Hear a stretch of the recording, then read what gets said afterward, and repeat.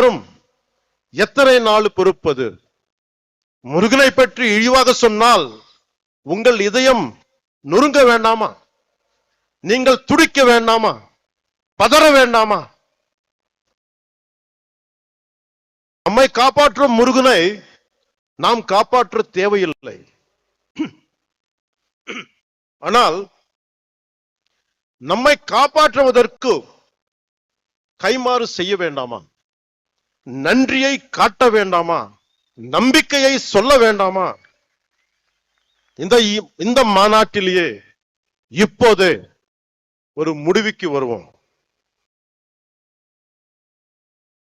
எப்படி மின்னல் கண்களை குருடாக்கமோ, எப்படி காற்றாற்று வெள்ளம் கரைகளை உடைக்கமோ, அது போல பொங்குவோம்.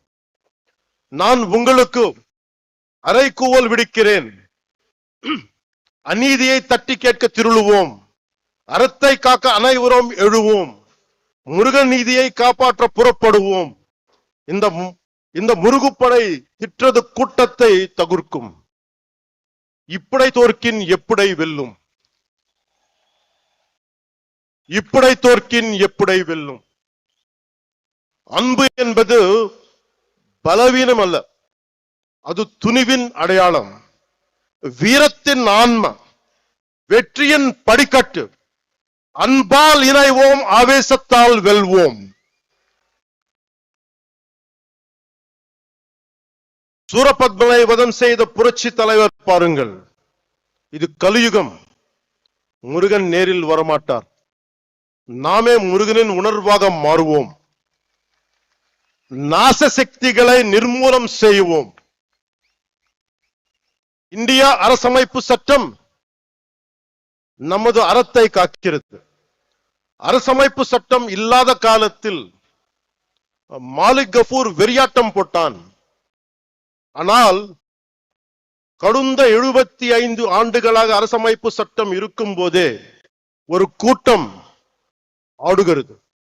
காரணம், நாசசக்திகளை ஆரம்பத்திலேயே கிள்ளி எறியாமல் விட்டுதான்.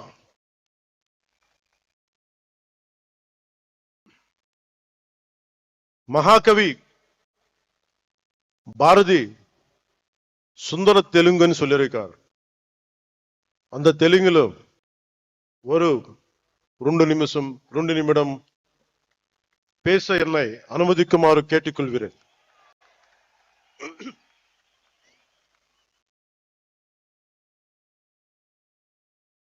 சொல்றதுக்கு முன்னாடி செக்குலரிசம் பத்தி சொல்றேன்.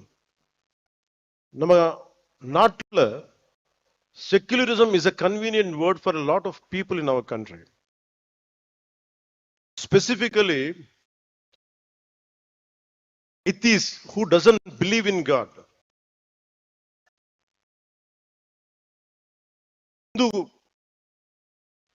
மத்த மதங்கள், what these atheists say, they don't believe in God. நம்ம கடவுள் நம்ப மாட்டாங்க. கடவுள் நம்ப மாற்றுறது இல்லைன்னா எல்லா கடவுள் நம்ப கூடாது. பட் இந்த நம்ம நாட்டு எத்திஸ் எப்படின்னா, only Hindu கடவுள் நம்ப மாட்டாங்க.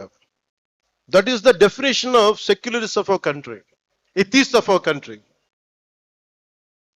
It is the issue of our country. Secularism means no discrimination against anybody in the name of religion. நம்ம நாட்டுல செக்குலரிஸ்ட் வந்து no discrimination against anybody in the name of religion except Hinduism, except Hindu gods and Hindu culture. Hindu culture ne திட்டிட்டே இருங்க, Hindu gods ne abuse பண்ணிட்டே இருங்க. That is secularism for them. They don't have the guts to point out any other religion except Hindu dharma. இந்த நாத்திகர் கூட்டத்துக்கு, secularist கூட்டத்துக்கு அரசமைப்பு சட்டம் கொடுத்த one great weapon is there. அது என்ன? freedom of speech, பேச்சு சுதந்திரம், இஷ்டத்துக்கு பேசுறது.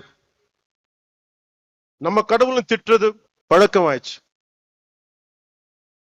கடவுளை திட்டினாலும் நம்ம எல்லாரும் கோவப்படக்கூடாது, கவலைப்படக்கூடாது. ஏன்னா அது பேச்சு சுதந்திரம். அவர் திட்டிட்டே இருப்பாங்க, நம்ம மட்டும் நிம்மதியா இருக்கணும். ஏன்னா நீங்க இந்துக்கள். இது மாறணும். This has to change. If this does not change, it would be very difficult to sustain our religion, our dharma. Anywhere in our country, being a Hindu, I'm not a fanatic Hindu, I'm a committed Hindu. I respect Islam, I respect Christianity. Only na கேக்குறது என்னன்னா, don't disrespect my Hindu dharma. நம்ம அறம் பத்தி நீங்க எதுவுமே சொல்லாதீங்க. This is my pleading. 2000, if is there need to translate, someone translate. இல்ல யாரா இருக்காங்களா டிரான்ஸ்லேட் பண்றது தெலுங்குல?